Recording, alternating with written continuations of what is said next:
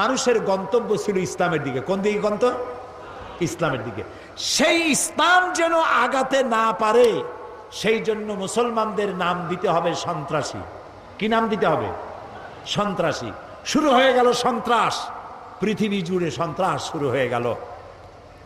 বর্তমান পৃথিবীতে সন্ত্রাস নাই এমন কোন দেশ আছে বলে আমার জানা নাই। সারা দুনিয়া জুড়ে সন্ত্রাস। এই মাহফিল হওয়ার কথা ছিল কবে বলেন? ডিসেম্বর মাসে বোমা খইয়ের মতো ফুটতে লাগলো চতুর্দিকে। কেন ফুটাইলো? তারা বলতে চায় তারা আল্লাহর আইন প্রতিষ্ঠা করবে। কার আইন? আল্লাহর আইন প্রতিষ্ঠা করবে। এখন আল্লাহর আইন প্রতিষ্ঠার জন্য বোমা মারবে। শুরু হয়ে গেল বোমা। একসাথে বাংলাদেশের কতগুলি 63টা জেলায় বোমা শুরু হলো। আমরা এগুলার নামও শুনি নাই জীবনে। নাম হলো জামাতুল মুজাহিদিন, হরকুতুল জেহাদ, তারপরে আর একটা কি, না না না, জেএমবি, হরকতুল জেহাদ, হিজবুত তাহরীর। তারপরে আবার নাম হলো, এটা আবার নতুন নাম, জানি না এটা আবার কোথার থেকে আবিষ্কার হইল আল্লাহই জানে। সে নতুন নাম আর একটা হয়েছে, সেটা হলো আল জঙ্গিতুল জংলা। একটা আল শব্দ বসায় দিলেই মনে হবে যেন ওটা ইসলাম। এখন তারা ইসলাম প্রতিষ্ঠা করবে বোমা মারিয়া। এটা কি জন্যে? আল্লাহর আইন। আমাদের স্লোগান ছিল আল্লাহর আইন চাই, আর কি চাই বলেন না সবাই? আল্লাহর আইন চাই। আর আল্লাহর আইনকে বদনাম করার জন্য শোনেন, মাথা কাটায় শোনেন কথা, আল্লাহর আইনের কথা যাতে আর পৃথিবীতে উচ্চারিত হতে না পারে, জিহাদের নাম যাতে মুসলমানেরা না নিতে পারে, সেই জন্য শুরু হলো ষড়যন্ত্র। পৃথিবীর মুসলমানেরা জিহাদের নাম মোছা যাবে না, জিহাদ চলবে কিয়ামত পর্যন্ত। তবে জিহাদটা কি, জিহাদটা কি সেটা বুঝতে হবে। জিহাদ আর কিতাল এক জিনিস নয়। জিহাদ আর যুদ্ধ এক জিনিস নয়। হলি ওয়ার এবং যুদ্ধ এক জিনিস নয়। জিহাদ এক পবিত্র জিনিস। সেটি কি? সেটি হচ্ছে জিহাদের আবিধানিক এবং পারিভাষিক অর্থ হচ্ছে যে কোনো উদ্দেশ্যকে সফলতার শীর্ষে পৌঁছে দেওয়ার জন্য যে প্রাণান্তকার প্রচেষ্টা করা হয়, ওই প্রচেষ্টার আরবি নাম হলো জিহাদ। এটা যুদ্ধ নয়। এখন আমার মূল লক্ষ্য ইসলাম প্রতিষ্ঠা। আমার মূল লক্ষ্য কি? এই ইসলাম প্রতিষ্ঠার জন্য আমি যদি বই লিখি তাহলে এটা আমার লেখার জিহাদ। আমি এটা প্রতিষ্ঠার জন্য যদি আমি বক্তৃতা করি, এটা আমার বক্তৃতার জিহাদ। এটা প্রতিষ্ঠার জন্য যদি আমি মাল খরচ করি তো এটা আমার মালি জিহাদ। আর যদি এই আন্দোলনকে ব্যাহত করার জন্য অন্য কোন রাষ্ট্র যদি ঝাঁপাইয়া পড়ে, তাহলে কেবলমাত্র রাষ্ট্রের পক্ষ থেকেই সেইটার মোকাবেলা করার জন্য সশস্ত্র জিহাদের হুকুম আসতে পারে। কোন রাজনৈতিক দল, কোন ব্যক্তি জিহাদের অর্ডার দেওয়ার কোন ক্ষমতা নাই, এখতিয়ার নাই। এই অনুমতি ইসলাম দেয় না। কারো বাবার হিম্মত নাই অন্ধকারের ভিতরে দল বানাইয়া বোমা মেরে ইসলাম কায়েম করবে। এটা ইসলাম নয়, এটা শয়তানি। ইসলামকে বদনাম করার জন্য তারা এই পন্থা অবলম্বন করেছে।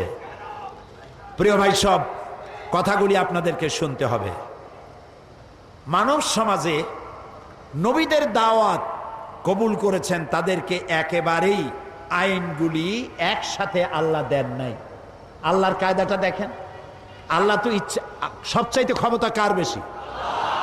যারা জবাব দেন নাই তারা কিন্তু বিপদে আছেন।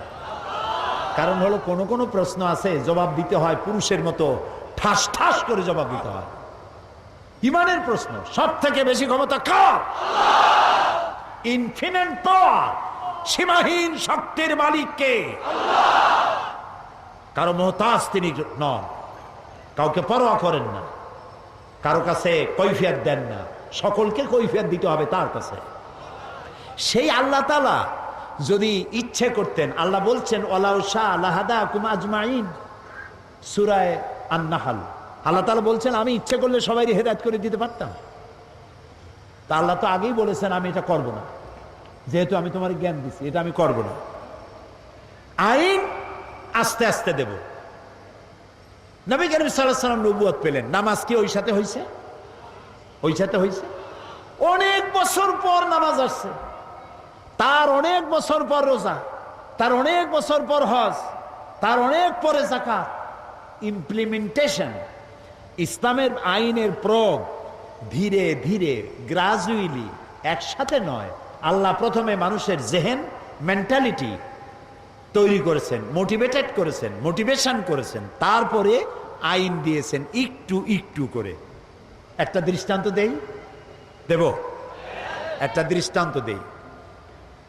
সব তো মুসলমান, সব ব্যাপারে আইন আসছে, কিন্তু মত সম্পর্কিত আইন তখনও আসে নাই। ইসলাম কবুলকারী মুসলমানেরা কেউ কেউ তখনও শরাবের ব্যাপারে কোনো আইন আসে নাই বলে শরাব পান করতেন।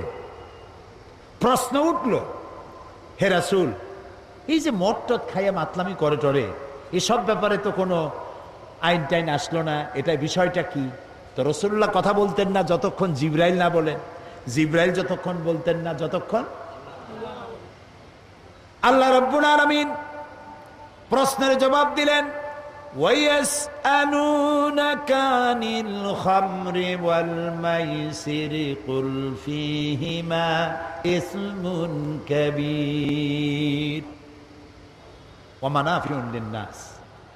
হে নবী, আপনাকে প্রশ্ন করা হয় মদ এবং জুয়া সম্পর্কে, আপনি বলুন এ দুটোই ভালো জিনিস নয়, কল্যাণমূলক নয়, তবে এর মধ্যে মানুষের কিছু কল্যাণ আছে। মদের মধ্যে, জুয়ার মধ্যে মানুষের কিছু কল্যাণ আছে।